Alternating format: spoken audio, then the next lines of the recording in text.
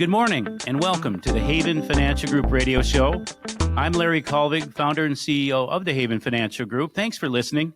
Visit us online at havenfinancialgroup.com or feel free to give us a call at 612-504-8400. Kim, good to be with you. Lots again to talk about this week, retirement, income, and all the other things that go with it. Good to be with you. It's great to be with you as well. Yeah, I'm looking forward to this. We're going to talk about understanding retirement income. There are 4 keys, Larry, and apparently we're going to hit on all of those during the course of this show. Let's take a look at what our listeners can expect.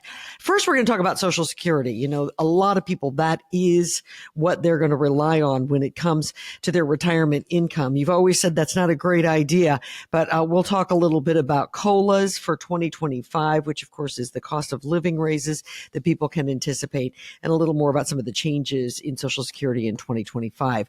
Also, retirement accounts and the income question. Obviously, how do you turn those retirement accounts into a steady stream of income? Then we'll talk about whether you're going to be able to live off of your retirement income. I think that's probably the question that so many people ask you, right? Am I going to have enough money will I be able to live comfortably for the rest of my retirement? And finally, understanding the cost and the benefits of fixed income. So it's a great show coming your way, and I'm looking forward to it. But, you know, Larry, you say it so frequently. A lot of people, they depend on Social Security in this country, and there's a lot of questions related to Social Security. There is, and it's why we teach frequent classes, maximize Social Security and taxes. That's a reason why they're very well attended. You know, retirement isn't just about how much you've saved, but it's really turning that nest egg or savings into a reliable income for life. And we say for life, you know, that can be 10, 20, 30, 35 years.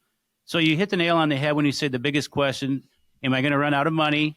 If so, is that 95 or is it 75 or anywhere in between? And that's when we draw up our projections. That's what we want to see, because there's always going to be unexpected shortfalls. The market's going to go up and down. We try to avoid the tax surprises. And, you know, we're going to touch on some misconceptions here, because I always have said that I think a lot of Americans have become too reliant on the number one income stream for retired Americans. And that's our first topic, is Social Security, because It is the number one income stream. And so often in a lifetime, it's bigger than the monies that people have in their portfolio, yet they worry about their portfolio, but they just make knee-jerk reactions as to when they turn it on. So That's what we try to help people avoid. Well, I think a lot of people who maybe don't listen to us on a regular basis don't realize that you can change your Social Security benefits based on when you begin to draw and some of the decisions that you make associated with your Social Security benefits. Just a quick reminder to everyone, if you're listening today and something sort of, you know, rings a bell with you or hits a chord and you'd like to talk more to the folks at Haven Financial Group, the number is 612-504-8400. And we'll give you that number periodically throughout the show. But please feel free to give them a call. You can set up an appointment, come in, say that you heard us on the radio and that you want to talk a little bit more about some of the issues that you heard Larry and me discuss. So as it relates to Social Security, let's just back up just a little bit, Larry, and talk about some of the benefits related to, you know, planning and thinking through when it is that you want to first start to draw.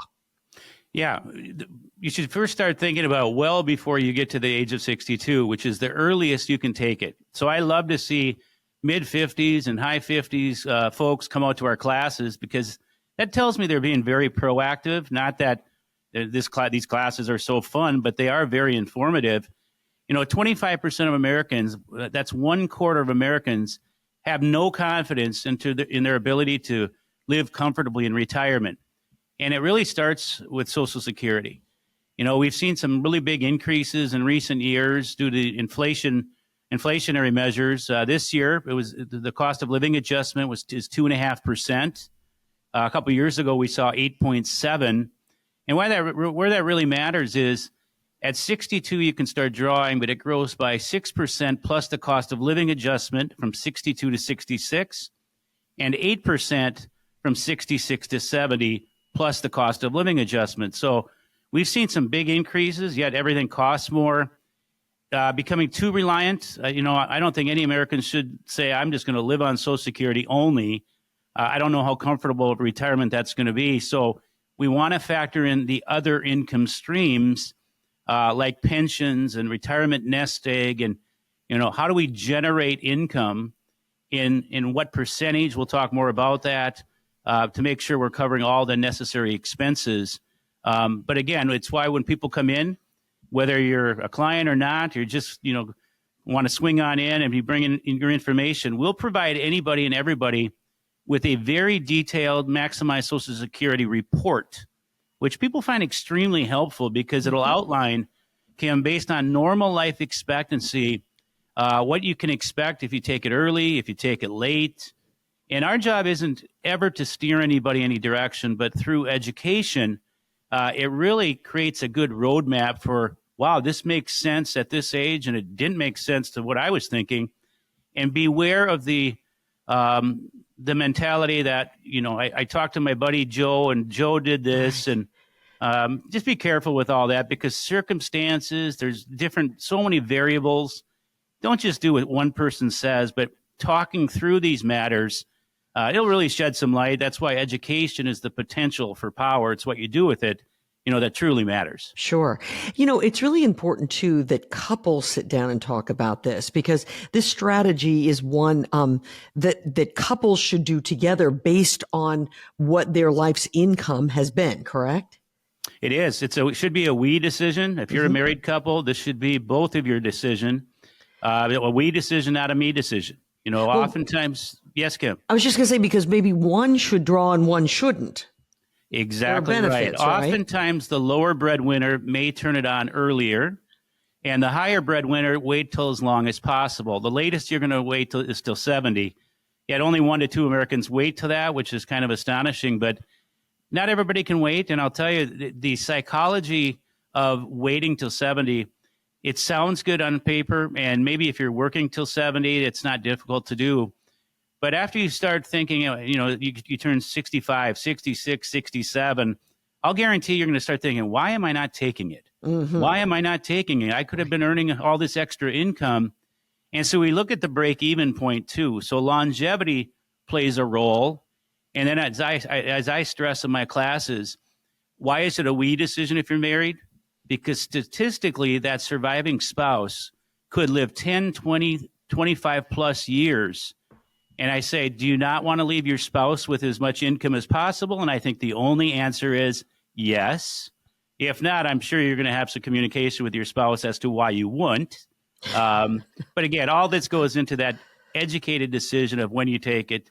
And that's where we provide a lot of insight and we help a lot of people. Let's tell everybody about COLA and how that all works and when those decisions are made. That's already been made for 2025. But explain how that decision is made. Well, the summer months, the beginning of the third quarter, those months, they'll measure the inflation, the CPIW. They'll measure it, and that will determine when they announce in October, and they announce it every October. The trustees report comes out, and they'll announce it for the next year. So these summer months, late summer, early fall, that will lead to the announcement. And by the way, cost of living adjustments are not guaranteed every year. They're not guaranteed. There's been years where there hasn't been. So we really you gotta gauge for this inflation thing, which doesn't seem to ever disappear. So when we look at, are there any other ways to keep up? Because otherwise you got to keep up with inflation, and it's been very difficult to do. So other areas that we've looked at with people is, exploring all the options is, tax loss harvesting, reduction of your taxes, trying to keep up with growth returns to offset the inflation. So we want to look at all the different measures that people can look at to offset this inflation. The dollar is not as powerful as it once was. That's for sure. So we want to look at all the options, not just some of the options. We can't have a conversation about Social Security without me asking you this question. And I know what your answer is, but we might have some listeners who don't. The solvency of Social Security. People are so concerned about that. Oh, I know they are. And, I'm a glass half full person. Social Security has been highly politicized on both sides of the aisle for a long time. It's still here. If you're asking my opinion, do I think they're going to do away with it? Absolutely not.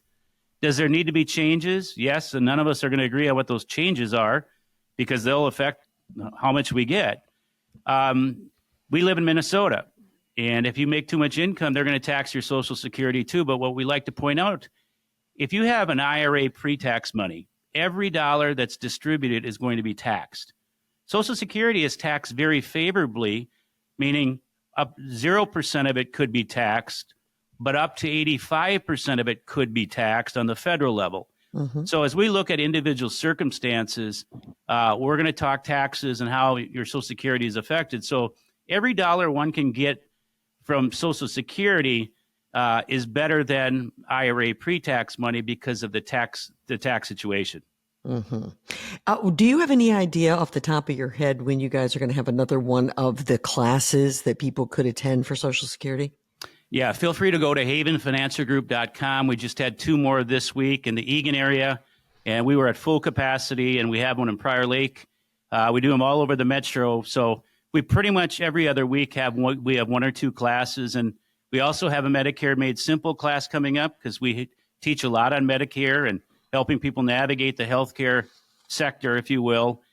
All of these retirement puzzle pieces, we offer this education because we're passionate about it. And this is how people learn, and this is how people make better decisions.